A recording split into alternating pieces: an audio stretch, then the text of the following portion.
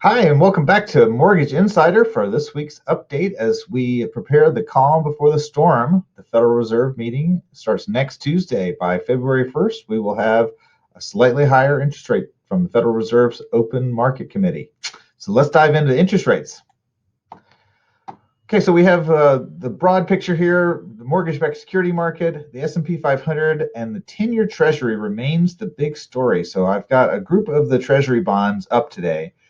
So we're just under 3.45%. That's down. We're going to dive into that a little bit further, but we still show a really intensely inverted yield curve. You hear this from time to time.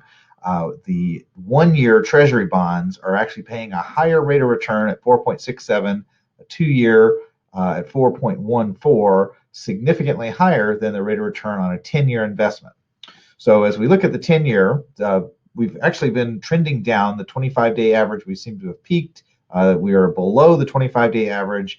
Right now, we're coming across a Fibonacci retracement level that has been a little bit of a tough customer the last week or so. It traces us back to early December and some lows that we saw back in the fall. So what we're hopeful here is we can breach a little bit lower and get close to the 200-day average. So 200 days is a long time. So let's just back up into the year last year and take a look at that trend line.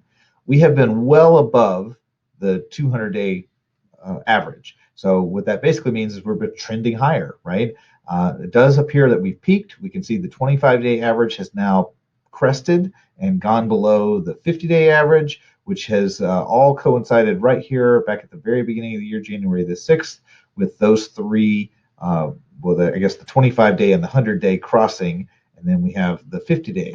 So if we get back into the short term, just the last couple months, we can see those are all creating kind of a resistance level above that.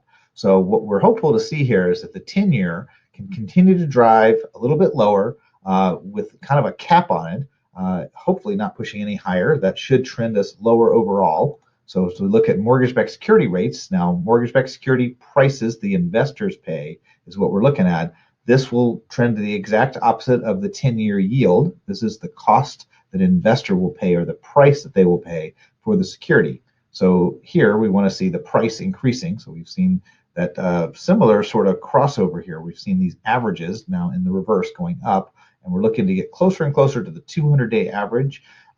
And we've been capped the last month or two since early December. We've hit this level a couple times. We've gone below it, which that was prices retreating, interest rates going up. Now we've seen interest rates falling, the prices rising, and we've kind of danced in the same level now for a couple of weeks.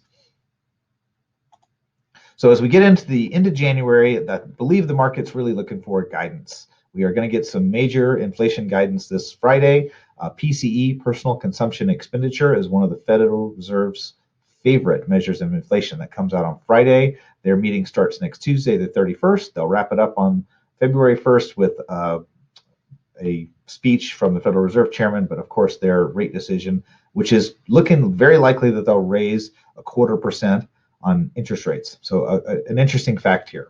If we go back to March of 2022, we saw the Federal Reserve raise their interest rate 0.25% in March.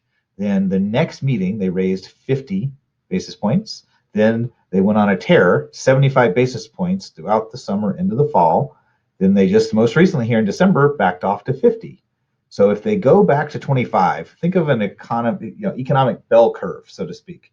They've gone slightly higher, then they ramped it up, and then they've brought it back down. And if they hit that 25 basis point increase this next meeting, that will effectively round out a 12-month cycle where they slowly increased, but then accelerated their rate increases, and they have since backed them off.